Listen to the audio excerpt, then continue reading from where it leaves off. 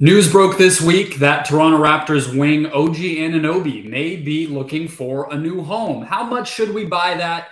And could he be the magic bullet that the Suns have been looking for to get this Deandre Ayton sign and trade done? Crossover with Locked On Raptors host Sean Woodley coming up on today's Locked On Suns.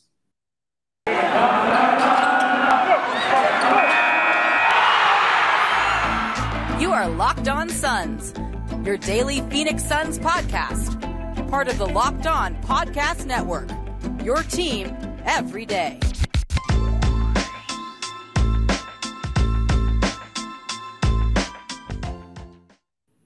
We are back. This is Locked On Phoenix Suns. We are part of the Locked On Podcast Network, and I'm your host, Brendon Kleen, a credentialed media member covering the Suns for the past 5 seasons and a writer at Suns.com and Dime Magazine. Thanks for making Locked On Suns your first listen today and every single day. We have a lot to get to throughout this entire offseason. We're going to start with more news here as the calendar switches to June. It feels like Game 7 was just a bit ago, but we are really getting some distance from it, and we are also headed into the meat of the offseason. June means that it's draft month. I'll have Aaron Edwards on the show tomorrow talking about just what specifically the Suns need to change. And later in the show, we'll talk about the news of the week here in the NBA, which is OG Anunoby, one of my favorite young players in the NBA who might want to find a new home.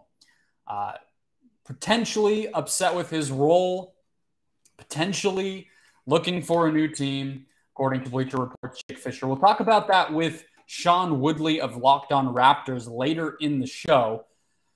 But what I wanted to start with is actually a little bit bigger picture, and that's been something I've been doing all week, I guess you could say. The question I have on my mind is, has the Suns franchise turned a corner?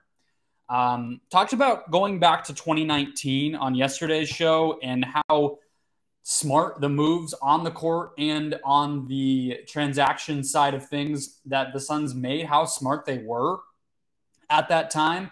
And the trajectory that they were on, obviously good enough to land Chris Paul and skyrocket them into this crazy couple of years. But it can be a little bit easy to lose sight of the bigger picture with all of that. And so I want to walk through why I think that the Suns maybe have turned that corner. This upcoming season will match Ryan McDonough's tenure for James Jones, the general manager of the Suns. It'll be Jones's 5th season, which was how long McDonough lasted. And that is the longest since 2010, obviously. There was only one other guy since 2010, Lance Blanks, who was, I believe, 3 seasons. So quickly, Jones will become the longest tenured GM this franchise has had in quite a long time. There's been no coach outside of Monty who's lasted more than 2 full seasons since 2010. And, of course, Monty now has finished 3. This upcoming year, next season, will be Devin Booker's 8th. And that means that he will match, 8th. I just had to make sure I had that right. Basketball Reference is telling me 6 years. It hasn't counted this past season yet. That will match Steve Nash's tenure. How long Steve Nash was here in Phoenix. The second time, obviously. So you look at that trio, 3 seasons total because Monty's the shortest of that, but 7 for Book, 4 for James, 3 for Monty. That's actually pretty good in the NBA these days to have your franchise player, your general manager, and your head coach in place for 3+ seasons. Looking through the rest of the NBA, basically right now, only the Grizzlies, Bucks, Heat, Warriors, and the Jazz, sorta. That could change for the Jazz in days. It seems like they're not convinced of keeping Quinn Snyder around. They may look to trade Gobert or Mitchell. We don't know. So the Jazz are kind of halfway in that club. Really, though, Memphis, who's everybody is basically exactly 3 years. That was the year they traded Conley, traded Gasol, hired a new coach, drafted Ja. Everything changed in 2019. So they're on the cusp of it. The Bucks have it even longer than that. Bud was hired in 2018, and their core between Middleton and Giannis has been there forever. The Heat, who got Jimmy Butler in 2019. So that's the shortest piece. And then obviously Spoelstra and Riley have been there for a decade plus each. The Warriors, who have all been there since 2014, I want to say. That's pretty darn good. And then the Jazz, who I just went over. That's it. The Nuggets just lost it because their president of basketball operations departed. They also had their GM depart last offseason, so are in 2020. The Celtics recently lost that with Danny Ainge leaving. So that 3+ seasons is a very select club. So much changes in the NBA so quickly these days that the Suns' continuity makes me believe that corner has been turned to a degree. We felt like the last thing you could have said about this Suns franchise for a long time was that it was stable. The entire roster was getting turned over around Booker every season. It felt like you had a new coach almost every year under Ryan McDonough. And, McDonough himself never quite felt like you could count on him being here for the long haul because he wasn't having success. Now, I think it would be a complete surprise if any of the trio at the top of this franchise left anytime soon. Booker's under contract for 2 years. Jones just got an extension, and Monty has 2 more years on his contract. So we are headed toward more stability, yet still. Here's the wild card, though, before we get into OG Anunoby and the craziness with Toronto. We'll go over some trade options. We'll go over if OG's actually available. And all the rest, if Ayton is a fit in Toronto.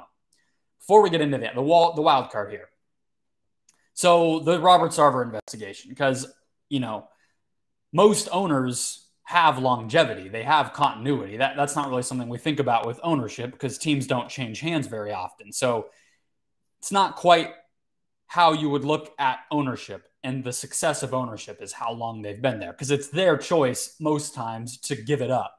Right? Most owners in the NBA have been the owner for a long time. The general manager, the coach, the players, they all change. So continuity may stay. I think we would all hope that would continue because it's been such a godsend for this Suns franchise. But we know that ownership is in a precarious spot with this investigation going on around it, which has now we're now in the 7th month of this investigation now that we are hitting June 1st here, which is, to me, frankly, I don't have a lot to say because we just still know so little, but it's embarrassing for the NBA. There's been some rumors, some weird, random, anonymous people on the internet sort of saying that they're going to wait till the end of the season. They wanted to give the Suns some distance. They don't want it to be a blemish on the most exciting time around the NBA, which is the stretch run into the playoffs, into the finals. So it feels like this might be coming down to after the finals, before the draft. So I feel like the NBA has to give the Suns notice before the offseason ramps up, before they try to fill out the roster and the coaching staff and all that stuff. You have to give some notice. I can't imagine that they would allow it to run its course, build a new roster, move forward with all this and that, and then say, oh, by the way, your owner's getting fined, or your franchise is losing draft picks, or your owner's going to have to sell the team, or any of that in August when everything's already been settled. Thing is, the Game 7 of the finals would be Sunday, June 19th. The draft is the following Thursday. We're back on normal schedule now. And, I mean, that part was kind of the same for the Suns last year after the finals. But 4 days.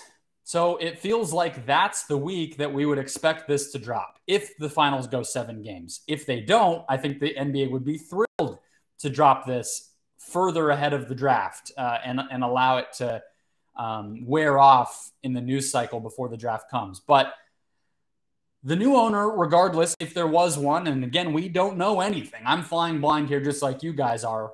It's going to inevitably lead to change if big change has to come via the investigation. Even if it's not ownership, even if Sarver keeps this team, you would feel like there will be some firings, some new hires. The NBA will not allow them to sit idly and continue to run things with the same people and the same processes that they have. Change will come after this investigation. I don't know if it'll be ownership. I don't know if it'll be president. I don't know if it'll be front office. I would imagine it'll mostly be on the business side because a lot of this was coming from that side of things more so than Monty or James Jones or anybody that's currently running the basketball side. But change will come, and that is a big bummer because, again, continuity has become an unexpected strength, an unlikely strength of this Suns organization. I think the best case scenario is that no matter what change happens, those three guys, the trio at the top stays in place, and we see what else happens around that. And that it just doesn't affect things too much in terms of the culture on the court that this team has been able to build. It feels like the off-court culture should change, needs to change, has to change. Let's just hope that this precarious thing can continue to go, because I think that we are onto something. Winning, investment, resources, these things tend to lead to good outcomes up and down the entire organization. And if that's what you're rooting for the people that work there and all that stuff, the city, the fans, everything, we are in a new era and it feels pretty cool. I just hope that the bad decisions that Robert Sarver seemed to have made don't run into that too badly, I guess. But that's a big picture start to the show. We'll get into the nitty gritty. We'll get into the trade stuff. That's what you're here for. After one quick break. First, today's show brought to you by Rock Auto. Told you guys, I just bought a car. My number one goal with that car was I don't want to have to deal with maintenance. And so far, 2 weeks in, no issues there. Obviously, that is a fingers crossed type of thing, because going to the dealership, going to the auto parts store even can be a big pain. You don't know what they're going to charge you. You don't know what they're going to have in stock. You don't know how long it'll take to ship. All of that stuff. Rock Auto solves it all. Save time, save money, and switch to Rock Auto. They're a family business. They've been serving do-it-yourselfers for over 20 years. They've been doing it online for 20 years, which is pretty hard to believe. Not a lot of companies can say, we've been selling people this, whatever it is, for 20 years on the internet. That means they know what they're doing. They know what is important here, and it's quickness, it's value, cheap prices, and it's easy to use. That's really the last ingredient. RockAuto.com, very, very simple. You just type in the car that you have, scroll down to the part that you need, and hit purchase, and it's at your door within days. So go to RockAuto.com right now, see all the parts available for your car or truck, and write Locked On in their How Did You Hear About Us box so they know we sent you. Amazing selection, reliably low prices, all the parts your car will ever need. RockAuto.com. Now, we've heard what I think about the Raptors and their potential pursuit of Deandre Ayton, but what does someone who's watched every game of Deandre Ayton think about Deandre Ayton? Let's bring in Brendon Kleen from Locked On Suns, the wonderful host over there. Brendon, thanks for being here, man. And Deandre Ayton, guy who's been sort of strangely talked about, I think, since the end of the season. There was, of course, the sort of perceived rift with Monty Williams, of course, the Game 7 collapse. Everyone got mad at him for playing video games all the time, even though it's like, who doesn't play video games all the time when you're a mid-20s NBA player who travels a lot and is on the road and has time to burn? I don't know. Maybe that's thing to not blow to proportion. Either way, before we dive into the particulars of a potential Raptors-Suns sign-and-trade match, let me just kind of get from you, what makes Deandre Ayton worth trading for if you are a team, any prospective team looking to get his services? Obviously, it'd be a sign and trade for most teams. I guess in some cases there's an offer sheet into cap space, but for the most part, we're looking at sign and trades. Why is he an appealing piece based on what he's done with the Suns so far?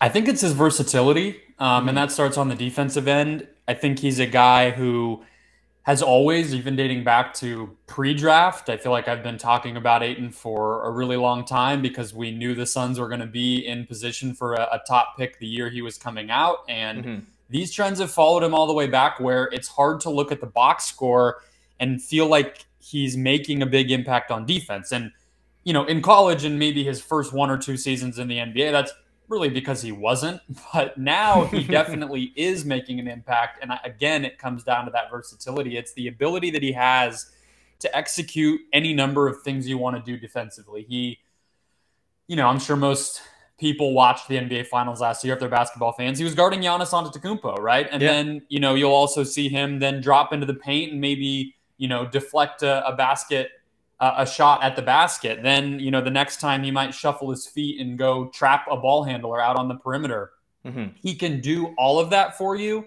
I think his versatility is a little bit less pronounced on offense, but he is somebody who can put the ball on the ground here and there. He can finish at the basket. He can, you know, he has a limited but efficient post game. He can make a jumper for you. He can screen. He can run in transition. Like, he does everything at a B level or higher. And I think that's how he's been able to survive in the NBA in the modern era when so many guys like him don't, is he can execute anything you want, any team you're playing. He'll be able to get the job done. And I think that's why you're seeing not a lot of specific teams named in terms of interest, but you're hearing from the national reporter types that there is going to be a market for him.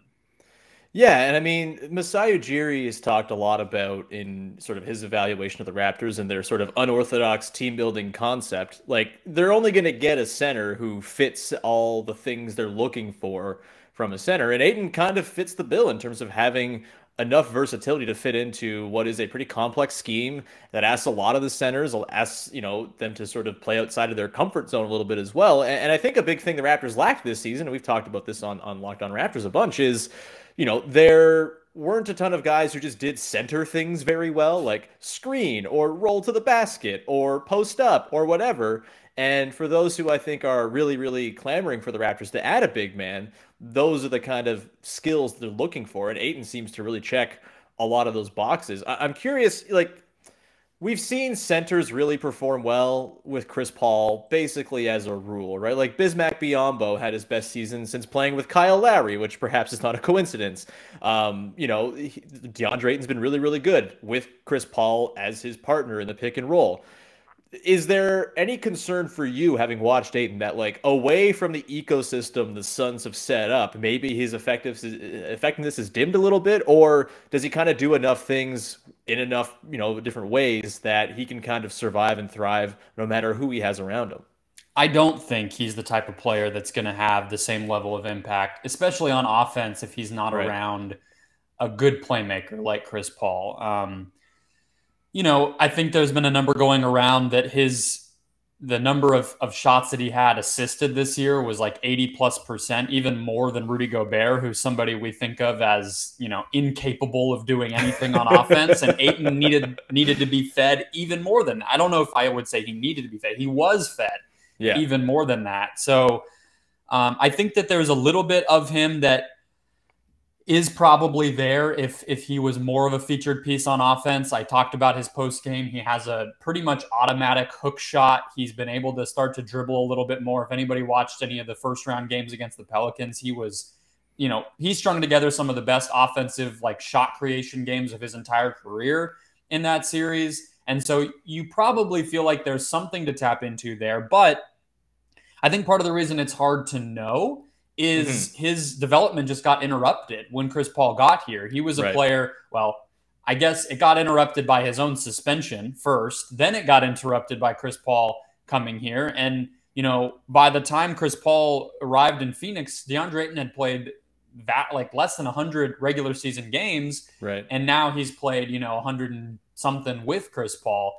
And then you get into the playoffs, you're getting to 150. So the majority of his career, he's just been asked to fill this relatively simple offensive role. So I think you look back at the numbers he posted his first two seasons when he was playing with, vastly worse point guards, and you feel like, okay, he was still pretty efficient. He had the ball in his hands a little bit more. He was posting up a little bit more, and it wasn't a big detriment to the offense. But is that something on a winning team, on a playoff team, on a championship team that you really want as 15, 20% of what you're doing in an offensive system? I don't know. And I really mean, I don't know. I don't think it's too early to say that's not possible, but we also don't have a lot of evidence to say that it is. So I think you want, if you're targeting him, you want a point guard or a playmaker that is going to be able to work well with him, integrate him, get him the ball in the spots that he wants, and maybe build from there. But I definitely don't think if you're a team wanting to win that you should just say, let's go get DeAndre Ayton and he can be our scorer. Yeah, I think it would be really interesting fit within the Raptors because I think you could kind of look at it both ways. There's lots of good playmakers on the team, right? Scotty Barnes, Pascal Siakam, Fred VanVleet, they can make stuff happen with the ball, but none of them are, I would say, a traditional sort of pick and roll operator. And the Raptors don't run them very much pick and roll at all. And so I'm curious how that would kind of work with Ayton. Can you run him from the elbows and sort of run him with a lot of the stuff the Raptors tend to do with handoffs and things like that? Maybe, that's certainly there. But it's, the way he's had to play or been asked to play with Chris Paul, it is difficult to evaluate him independent of that for sure. And I guess my question to you, Brendon, is like, how gettable is DeAndre Ayton? Like, what's the number some team's going to have to throw at him for the Suns to back off? Obviously, Robert Sarver is Robert Sarver. We know all about him. We know they're paying a lot of money already to Bridges, Booker, Ayton. Sorry, not Ayton. Chris Paul. Is there like a sort of walkaway number that you think is out there? Is it like just the full max? Like, it feels to me like he's probably not a guy you want to throw the max at, but if that's what it's going to take, that's what's going to take. How do you think the Suns view Ayton when it comes to just like how eager they would be to keep him around if some team came across with a Godfather offer sheet? Yeah, I think some of this has gotten a little bit lost in the Suns will never pay the tax kind of narrative that's formed because of the owner. One thing is, that complicates all of this. We don't know if that owner will be the owner by the end of the summer because there's still a pending investigation going on. So setting that aside, that very huge story. A little something came along about November time, and we still don't know the results of any of that. So, but setting that aside, I do think, first of all, the Suns have paid the tax under current ownership before. Sure. They would be in the tax basically. It would be very difficult to get out from under the tax if they gave DeAndre Ayton a max, as soon as next season, unless they just gutted the rest of their role player stable and just got rid of everybody. They're basically going to be in the tax. They also have an extension coming for Cam Johnson, who's been a really valuable player for them and somebody that I definitely think they want to keep around. That just makes it more difficult to move around without being, paying lots of money in that tax penalty. So that's kind of the stage setter. I don't think it's the number because as willing as I am to kind of consider the fact that DeAndre Ayton might not be a Sun next season, that doesn't have to do so much with the dollar figure. I think, again, the Suns would go into the tax for this. I think that they've been expecting that a max offer would be there. We've heard people like Woj again say that there are numerous teams who are thought to be willing to give that. We know a lot of teams with cap space this summer also need a center, which is a nice little thing that worked in DeAndre Ayton's favor. So I think that there will be that max. I think the Suns, in theory, would be willing to pay it.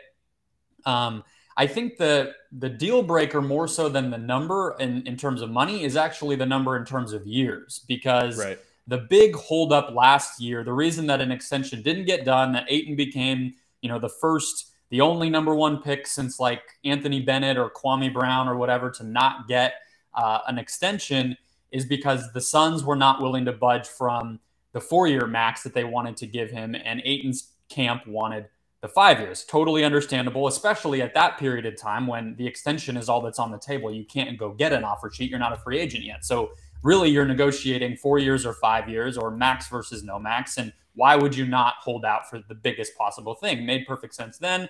Makes perfect sense now why Ayton would want that. Ayton's camp also says that they never offered him a 4-year, that the Suns never actually offered that 4-year max. We don't really know the truth there. James Jones, the general manager, very clearly publicly said that they did. Who knows? But I think that's really the sticking point. I think the 5-year max at this point for Ayton, an offer the Suns still could make to him, is basically off the table. I don't think that's coming. So really it's, would the Suns be willing to give him the 4-year max that they can give him, which is still 8% raises, so it's a little bit more money? Or do they just say, go get your offer sheet, 4-year max elsewhere, and we'll decide whether to match it or not? Or do they just say, screw it all, we'll just work with us and we'll help you find a team on a sign and trade and we'll just get this done, tell you goodbye and move on? So I think that's kind of where we are. I think the tension, the sort of locker room stuff, whatever happened there, makes me a little bit more willing to believe that it could really be possible, and that the Suns might be wanting to move on, make their team a little bit more perimeter oriented, come up with a post Chris Paul plan, all that stuff. I think we might be there.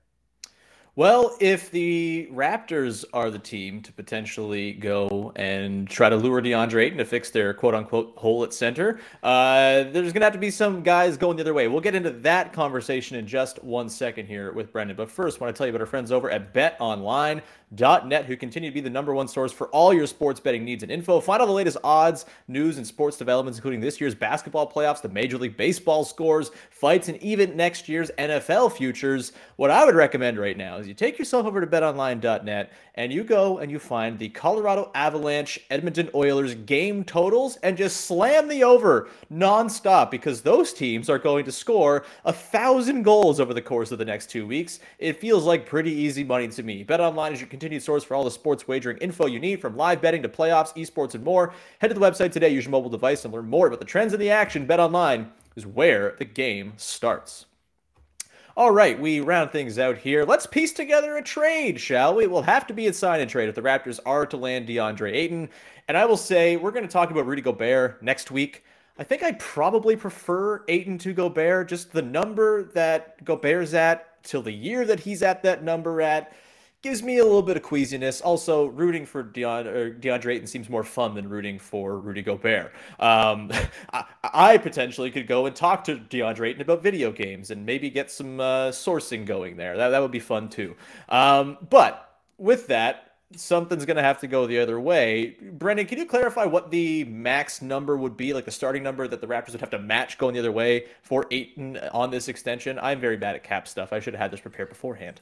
That is okay. I want to make sure I'm getting the number right, because, again, it is different for the Suns with their 8% raise ability versus the another team. I believe it's 4 years, about 120 or so, 120, 130 million is effectively what it is. Yeah, the Suns can offer 4 years, 137. The Raptors or any other team would be just a touch below that.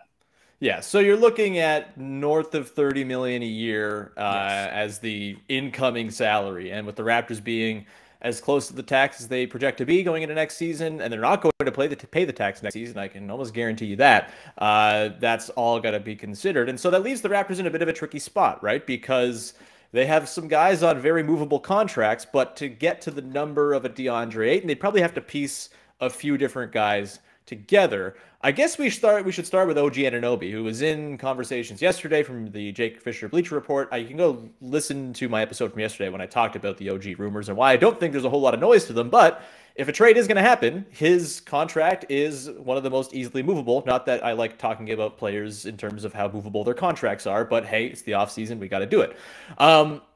Adding stuff into that then, kind of complicates matters for the Suns, roster spaces and things like that. You could probably piece something together with Gary Trent Jr. and OG Anunoby, but that deprives you of a lot of shooting. The same issue that I talked about yesterday with the Rudy Gobert potential trade. So it might be something where it's OG plus a few other sort of salaries you cobble together. Khem Birch kind of being the very clear $7-8 million salary that you could add into OG. Is there anything in terms of a Raptors package that you think the Suns would be interested in if you could cobble the pieces together? I don't love getting too specific with the numbers, because teams figure this out. That's what they have cap people for. They would get it taken care of. But a basis of Khem Birch, OG Anunoby as the return for DeAndre Ayton in a sign and trade. Do you think that's enough for the Suns? OG would add to their sort of list of excellent wings. You would have OG and Bridges on the same team, which feels more or less impenetrable to me if I'm an opposing offense trying to score. But obviously it leaves the center position a little bit bereft. Thoughts on a package centered around OG and Khem Birch with the other particulars to be figured out at a later date? Yeah, and to open a rabbit hole and then quickly close it here, the nightmare of organizing a DeAndre Ayton trade, you should be glad that you don't cover the Suns, because the base year compensation, which is a rule that if nobody's heard of, you should be lucky that you've never heard of this, because the NBA has rules about this stuff. So when the Suns send DeAndre Ayton out in a potential sign and trade, he counts as a different amount of money than he counts for the incoming team. So it is a complete nightmare. Basically what you're looking at is, and the reason that Suns fans perked their ears so much when this OG Anunoby news came down is, his salary figure is basically exactly the sweet spot for what you're looking for an Ayton trade, because the Suns can't take back more than about $19 million in a trade. And Ayton would count as about 24 going to Toronto. So really what that ends up meaning is, like you said, you got to add a bunch of dumb little, like this guy who's on the scales, this small contract, and this guy who's on a little bit of it. You have to do all that stuff. But really what you'd be looking at is effectively Ayton for OG straight up would be sort of like the starting point. Or Gary Trent actually fits that as well, although he's understandably a little bit less desirable just as a two-way player and for what the Suns need. Although, he would help some of their perimeter scoring stuff. So that's kind of what you'd be looking at. And I think the Suns would be pretty excited if they could get a player of Anunoby's caliber. I mean, just for comparison, like I did a big show last week talking about, hey, what if the Suns could get Clint Capella and the 16th overall pick from Atlanta? Wouldn't that be a swell deal? So that's the kind of like bad value that teams tend to get in these sign-in trades. It's rare that you see a team get really, really good stuff back if they're getting rid of a player on a sign-in trade, just because of that salary, because they don't have leverage, right? I mean, the player's already decided they want to leave. If the team doesn't want to match that contract, then it's at that point, it's like, okay, well, go ahead, leave, or we'll give you very, very little to confirm that you're not going to match this contract. But at the end of the day, the Suns wouldn't have much to do at that point if they really didn't want to match it. So you don't see major pieces moving. So, long story short, Anunoby would be probably the single best player that we've heard theoretically could be available, although I don't know how you feel about that the Suns could just get in a sort of one-for-one swap. Yeah, I mean, I have a hard time envisioning the Raptors being okay with that one-for-one, just because OG checks so many of the boxes that they look for in players, right? And Ayton, while versatile, he has those questions we talked about in the last segment. Gary Trent Jr., though, that's interesting. Like that tickles my fancy. And if it's tickling my fancy, it probably means it won't tickle the Suns' fancy quite as much, because that's how trades work. You'd probably be looking at then you might think, okay, could we see if Khem Birch is a player who could be added to that, and then maybe a first round pick as well, or something like that, just to settle the difference. That would probably be where I would think if it was Trent. It would be like Trent, Birch, and a first round pick, and then some other stuff from the Suns side going back. Torrey Craig is a player that wasn't really in their playoff rotation. They might be looking to move. Cameron Payne, the backup point guard, things like that. That would be what I think would happen on the Trent side. Although he's not obviously no bad player, and he's young himself. No. So he's certainly he wants some bench scoring behind Devin Booker. Certainly you could probably play him next to Booker and Paul and just have him rain in a parade of wide open threes for you as well. He's pretty good at that. Although he's better at hitting them when people are directly in his face, because he rocks like that. Because he's cool. But yeah, the Trent, Birch, and a pick or something, that I think is probably as far as I'd be comfortable going if I'm the Raptors. OG, I guess it depends, right? If the rumors that maybe he's got some discontent with his role, which our pal Scotty Barnes was quick to dispatch on social today, I think maybe there's something there. But I made the point on my show yesterday, the Raptors aren't trading OG Anunoby for a worse player than OG Anunoby. They're trading OG Anunoby as part of a bigger picture thing to go get a superstar, or they're hanging on to him because they have no incentive to move on from a guy they have signed for the next 3 years at a very reasonable figure, who hits 40% of his threes and is one of the best defenders alive. You don't just trade those guys away. You don't see the Suns being like, what can we dangle Mikal Bridges for to help with our depth? That's not a thing that you do. So yeah, I would say probably pretty low likelihood that this Raptors Suns thing comes together. What would you say? Of all the different packages, whether it's that Trent, Khem and a pick, or OG, where would you sort of slot the Raptors in among the potential partners for the Suns that you've kind of talked about on your show and sort of gone through in your head in terms of likelihood? Yeah, I tend to lean the same way, not obviously covering the Raptors day-to-day as closely as you, but when I saw the Anunoby news, I was thinking the same thing.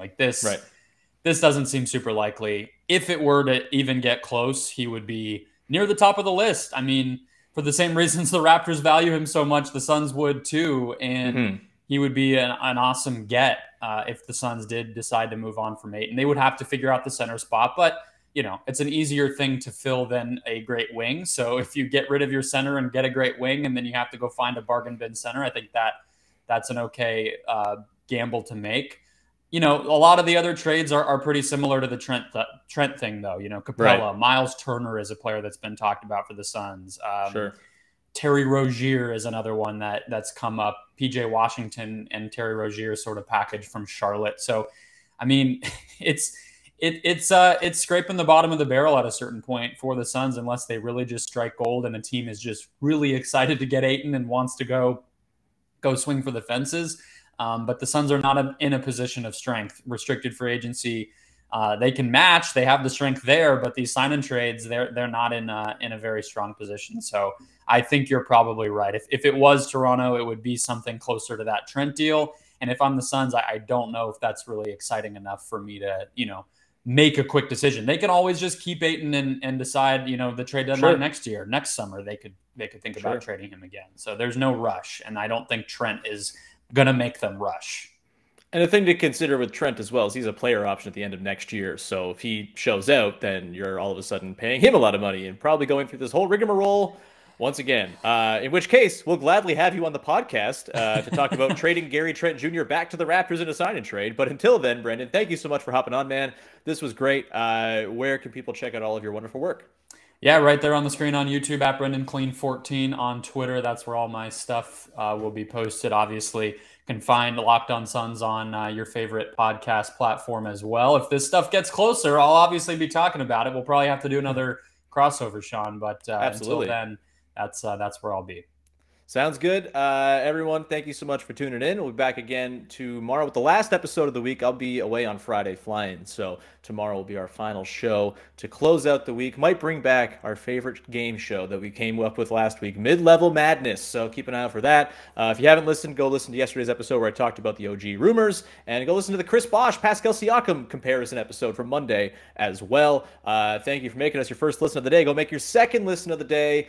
It's got to be Locked On Oilers, man, or Locked On Avalanche. That series rules. It's consuming my life. It's making me not care about the NBA Finals because the hockey's just so damn good. Go listen to both of those shows. They're crushing it, covering that wonderful, wonderful series. And go listen to Locked On Suns as well. Make that your second listen, too, as Brendon's doing a great job there. We'll talk to you again on Thursday. Have a good one, everybody. Bye-bye.